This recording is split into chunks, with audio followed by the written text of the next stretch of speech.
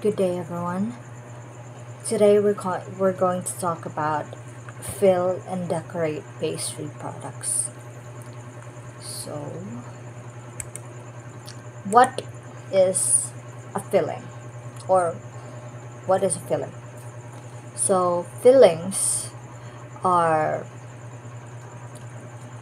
are incorporated in the variety of pastries and desserts to impart unique color, taste, and texture. So, fillings are one of the examples of this are creams, jams, chocolates. So they are also the key ingredients in many bakery products. And garnishing is adding finish to pastries such as icings, glazes, fruits, herbs, or vegetables to enhance the appearance of the product, making more appealing and attractive.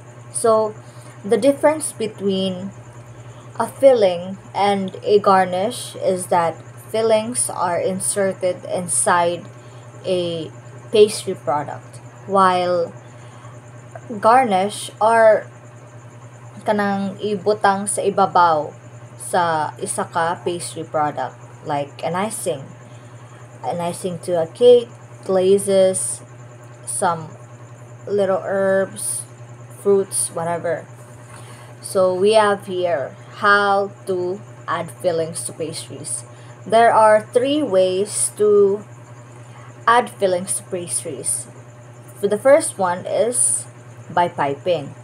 Piping is to squeeze a pastry bag in order to force frosting or other paste like mixture through the tip of the bag for the purpose of filling or decorating. So by piping, we can insert some chocolate or strawberry jams into a pastry product like a donut. And also, by piping, you can also decorate like an icing on a cake. So, there are the pastry bag comes in all sizes. There na ay mga gagmay, na ay dagko. So, it depends on what job that needs to be done. We also have here how to use a piping bag. So, before filling the piping bag, be sure to place the piping tip down in the bottom of the piping bag first. If you're using a new piping bag, snip off the tip of the piping bag and wiggle the tip into place. Be careful not to cut so much that the tip slips through.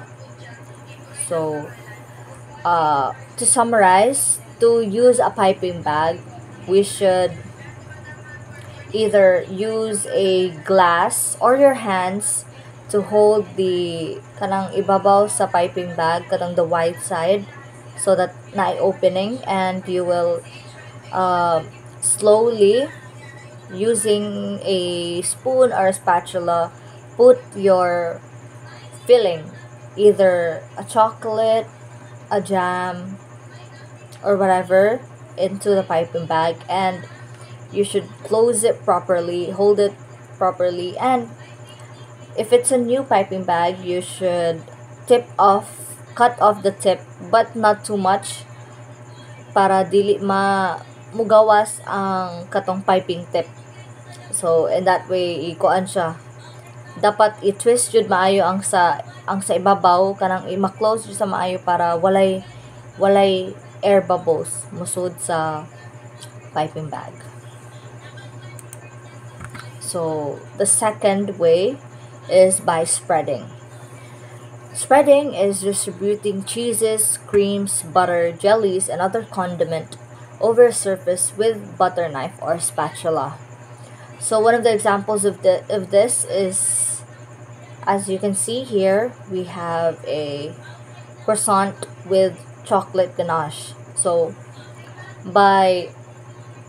to spread the chocolate on that triangle shaped croissant before siya na roll, kay i-spread siya through butter knife. Spreading is kanang i-swipe ra siya ba murag inana. Mararag katong sandwich Brother. spread hilom. So the third way is spooning. Spooning is by placing a filling such as fruit, meat, and veggies with the use of a spoon, of course.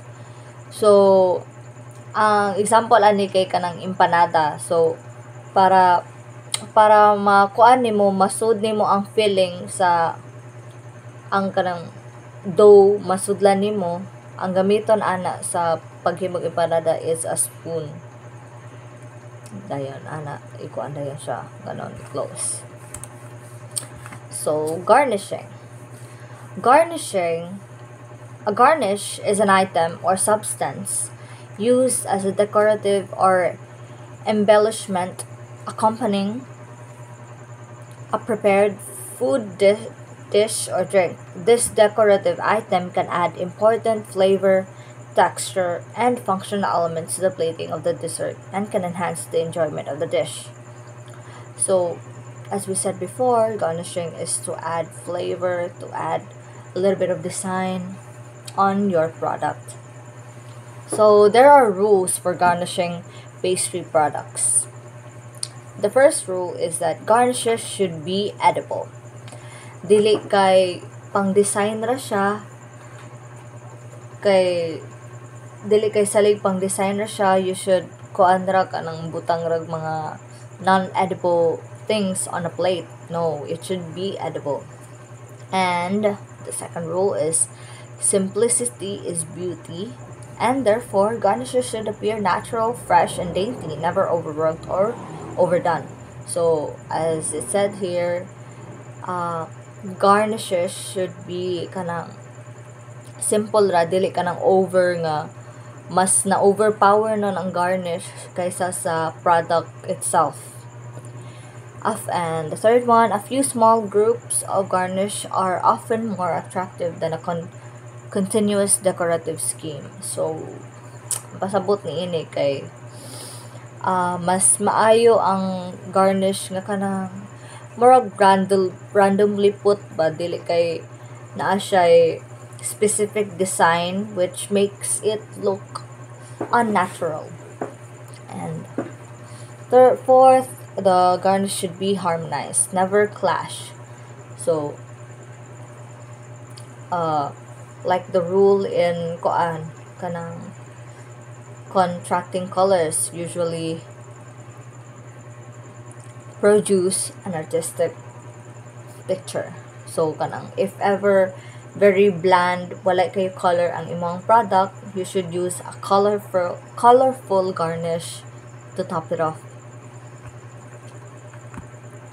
And much more rules. So, decorating pastries with coating, icing, and decorations. So, there are seven decorations in a pastry. So, we have here the first one, fondant icing. Fondant icing is applied to many puff pastry items. It can be applied thick or very thinly. The end result should be that it has shine and is touch dry when it cools to room temperature. This is achieved by correct tempering. So, fondant icing is applied to many puff pastry items.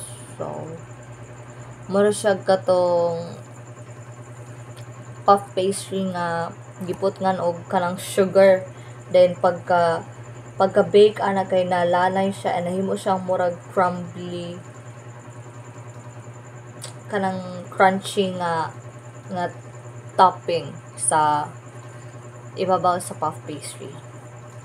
So the second one, glazes, a term used to describe a covering that highlight a product to catch the eye of the consumer and entice them to consume the product. So one of the examples ani kay katong cinnamon roll. Ang kanang cinnamon roll sa Filipino style and also sa international nga cinnamon roll, naanay siya glaze sa ibabaw. Katong puti or somewhat mura siya transparent padung pero naay whitish na color.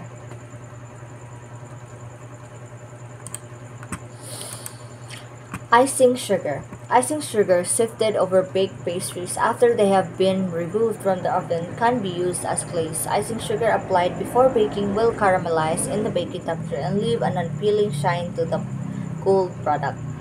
So, kakita na mo ka ng choco crinkles kana. So, choco crinkles kay i-roll ang dough or ang cookie dough sa icing sugar and i-bake siya with it, and it creates some little caramelization but the color of the icing sugar still stays. So creams can be poured on top, can be whipped to give a ripple effect, and can be drizzled. Kanang mga cream. So chocolate. Too thick a chocolate garnish can overpower the dessert, so it must be delicate. In all cases, chocolate must be correctly tempered, which will ensure a crisp texture with proper sheen. So chocolate can also be a garnish, like kana ipagahi nga chocolate, like mga drizzles dayon ipagahi siya then ipa-stand atop a pastry product. So that's it. Sprinkles. They can be found a variety of color, which means you can find the best one for the dish. So, naay a variety of types of a sprinkle. Naay chocolate colored, naay white, and naapoy katong rainbow. The common one is the rainbow, which we all know can be ato po ibutang sa ato ang ice cream. Fresh fruits, herbs, and vegetables. So, fruits, especially fresh fruits, can be used as a garnish, and you should choose a fruit that is in season. So, which means kanang tamis pud nga fruit or kanang naa sa season. So, to summarize, in filling and decorating pastry products, we should remember that fillings such as creams, jams, and chocolates are the key ingredients in many bakery products, and that they are incorporated into a variety of pastries and dessert to impart unique color, taste, and texture. And garnishing is adding finish to pastries such as icing, glazes, herbs, or vegetables to enhance the appearance. And the different ways to add fillings, the three ones, the piping, spreading, and spooning. So pastries can be decorated with fondant icing, glazes, icing sugar, creams, chocolate, sprinkles, and fresh fruits. And remember that a garnish is an item or substance used as a decoration or embellishment accompanying a prepared food, dish, or drink. And garnishes should be edible. Dapat makaon siya. Di kay pangpagwapa ra sa dish nimo. And the number one rule is that simplicity is beauty. Even sa kani kay ma-apply ni nga rule, simplicity is beauty.